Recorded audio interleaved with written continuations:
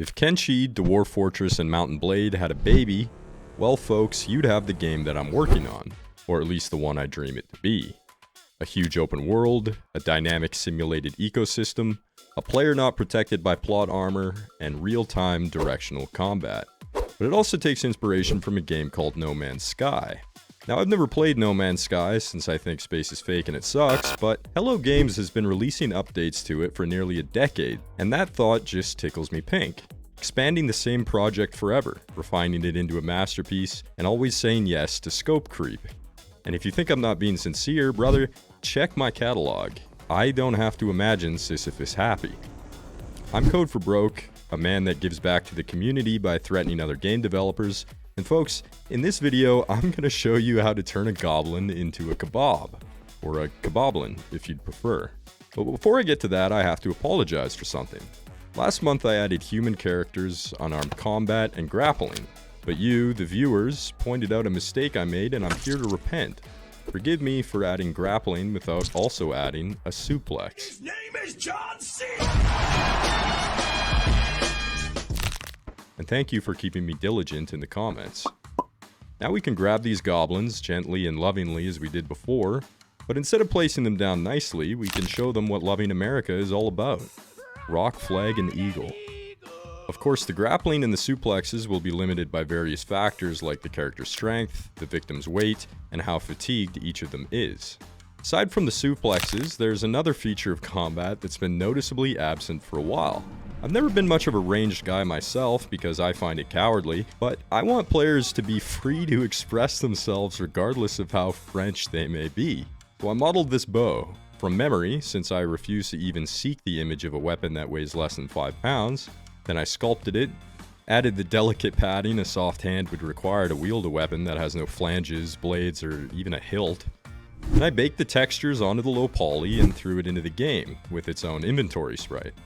Here we can see a player wielding it in the intuitive way as a man would, although perhaps not the way you'd imagined. I added bones to the bow. Not the cool kind though, more the virtual kind. And now we can move it around like this.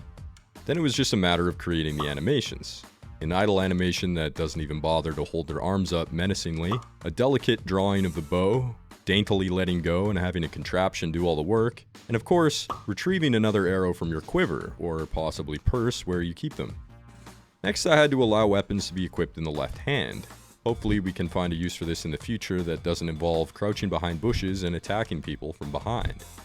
Now, bows are a special case compared to a superior weapon in that the weapon itself has to be animated in addition to the character. So I added a system that made it possible to synchronize these animations with the player. Next I modeled an arrow and this quiver, then added belt slots to our dear old inventory for holding ammunition. Then I added the arrow's in-game item. They have a quantity value, can be stacked together, and store an ammunition type that makes it compatible with a weapon. And of course, equipping it on the belt slot has it appear on the character. Later, the quivers might have their own piece of equipment separate from the arrows, which could have different capacities and enchantments. Finally, it was time to make the bitch fire. I took a few goblins named after my friends on Patreon, which you can join by the way for like $2, and I started firing arrows into their heads. I have to admit it's pretty satisfying pretending to harm my friends, but I thank each of you for your service. I wanted the quiver to actually give a visual representation of the ammo remaining, so I created models to represent 1, 2, or many arrows, which the game's equipped quiver will change between based on remaining ammunition. This way you can decide what time is right to sprint full speed at your attacker and tear their limbs off. I found it pretty hard to actually hit characters, especially when the terrain is uneven, so later down the line we'll have to work out a system for controlling the height of the projectile. This makes the bow kind of frustrating to use when it doesn't work, which gave me the idea of having the bow skill slightly increase the size of the arrow's hitbox as it improves. This keeps the combat in the player's control, but also gives a feeling of the character progressing as you start to have less of those slight misses. And of course, arrows will stick into surfaces and other characters, creating the aforementioned kebablin. Now that was a difficult feature for me to add, as I'm sure you can understand, but I'm happy to announce I have a palate cleanser for all of you. The diametric opposite and therefore extremely high testosterone, two-handed sword. Yeah, I modeled it and sculpted it, same as the bow, but this time with a smile on my face and while smoking a cigarette. Created the textures, including the mask, so it can be colored differently in-game if it's made from a different type of metal, in case 4.5 feet of forged steel just isn't heavy enough. Then I created the animations. A swing left to right to left, top down, and of course a stab. It has a tip on the end, after all.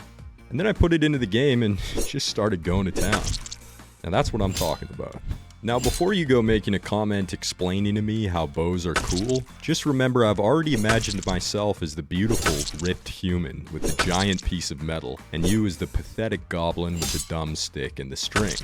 There's one more thing I wanted to mention in the spirit of Halloween, even though it's not quite ready. An extremely talented individual reached out and offered to help with some 3D modeling. I gave him this drawing I made in my preferred medium as a reference, and he created this beautiful abomination. This thing is truly horrifying, and I'm really excited to share how they fit into the game's ecosystem at a later date. So please do me a favor and check out his ArtStation, which I'll link everywhere possible because he is the f***ing man. Alright guys, this is my last video about silly little features for a while. Next time you see me, we're gonna get technical, and we're gonna dig down deep. So if you like depth, consider subscribing. Peace out, everybody. The one man army ain't on. I never been taken out. I keep